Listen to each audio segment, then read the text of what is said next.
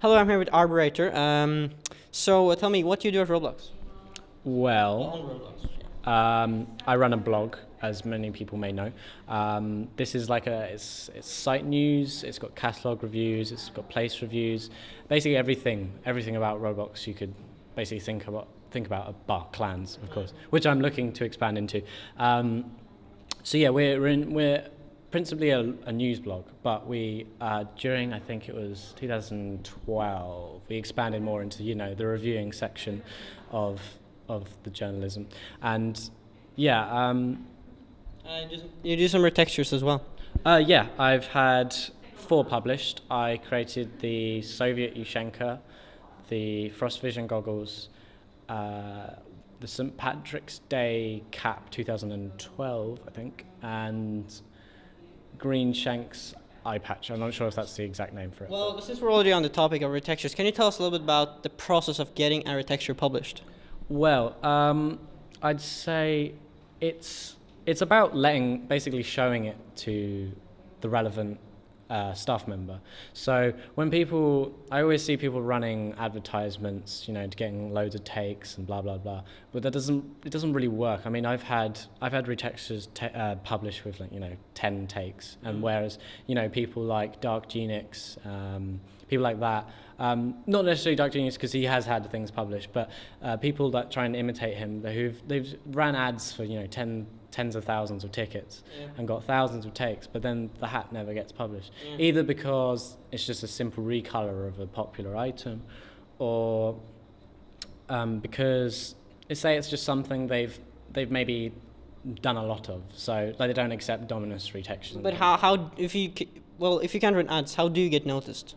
I use it may be a bit old-fashioned, but private messaging Bright Eyes is actually worth a shot because she does reply. I mean, she takes a while because she's got a lot of messages to get through and she's busy at the office, but she does reply. And Twitter as well. She replies on her Twitter. It's slightly less active. But then there's also Terabyte, yeah, who works on the catalogue as well, and she will take retextures, and I think she sometimes forwards them on to Bright Eyes, who would then publish them. So I'd say the best way is to literally just contact them directly through Twitter or messaging, and not wasting money on advertisements. Obviously the advertisements do come into play on the surveys, where they add where they kind of the surveys recently where you've put in a retexture. What genre was that? What was the question? I don't remember. It was some kind of, I think an example would be Black Friday, where there was you could put in a retexture of your shop. Now I remember. Yeah. And basically people for that would they just run ads for that, and takes would matter in that situation because they would know about the retexture and go, I want that to be published, I'd like that to wear that, so they add that on the server. That's when it's relevant, not when you're not just an everyday retexture. Yeah. So when did you actually join Roblox? August 2008. So quite a long time ago. So where are you from? I'm from St Albans, which is quite near here. London. Near London. Yeah. In the UK. So can you tell me a little bit about how it is to run a fan site? What's required? I'd say patience was one of the things, because obviously I started back in 2009, and then it was 10 page views a week or something ridiculous like that, and obviously it's grown massively, and now we currently have over 600,000 all time, which is quite a lot. Well, how many do you have each week? We have, I'm not sure of the week statistic, but I know the month. The month is between 30,000, 35,000. That's pretty good. Yeah. So yeah, we're at our highest point at the moment.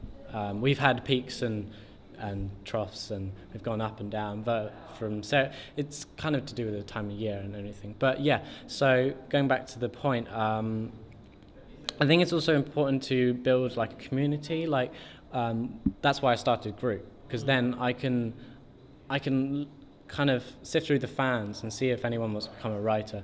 And I used the forums originally to advertise, but then obviously John added my blog to the blog roll a couple of years ago, and since then they don't have a blog roll anymore. But that gave me the push I needed. So yeah, actually getting admin involvement is important. So that kind of thing. Yeah, so staff recognition is big. Yeah, it's very important. If they don't like your blogs, it's not gonna really.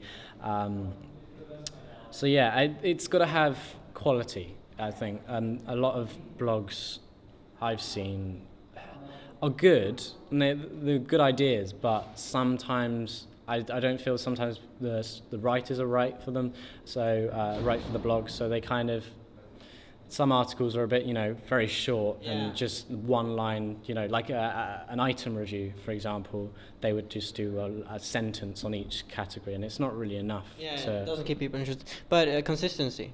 Yeah, consistency. You've got to be consistent with the quality. If it drops, then people aren't interested. What's the kind of, since you have to make a choice if you want to have, well, at least to some degree, if you want to have quality or quantity on how much of each, Yeah, I think I've reached a balance with that, because originally, I was going for quantity, and I realised that wasn't really how I wanted to take it further, because I think it was 2000 and it wasn't last year. I think it was the year before. We had 2011, I think it was. We had a lot of articles, something around 600, which is a lot. And 2012, we dropped slightly and went down to 400. But I felt that the quality increased quite a lot. So how many do you have per day? Like 1, 2? It really does depend. It depends because now we've got a few more writers. At the beginning of the year, we had a bit of a shortage, so it kind of dropped a little right at the beginning. But then we've been gradually building up again. So this month we've got something like 40, 41, which is quite a lot. That's good. So yeah, and I think we've reached a balance because, at one point it was getting ridiculous, 60 articles or something a month. For anyone that actually wants to become a writer for you, what kind of tips do you have for them? I'd say don't start the email with "I've always wanted to be a writer for Roblox News" because they're lying. And I'd say try when writing an application. Although it is a bit limited as to what you can write. Because I do set some kind of standards that they have to write to in their application. But I think an interesting style of writing is actually quite important. Recently, I recruited someone, I can't remember the numbers, but Rayman, and Rayman had a different kind of style of writing. He used to put, in his application, he put Shakespeare quotes after each category of the item review. And that was really cool. That was different, and different things are good, because you've got a lot of writers just publishing the same kind of, you've got a lot of similar, if you got maybe 10 competent writers to write the review about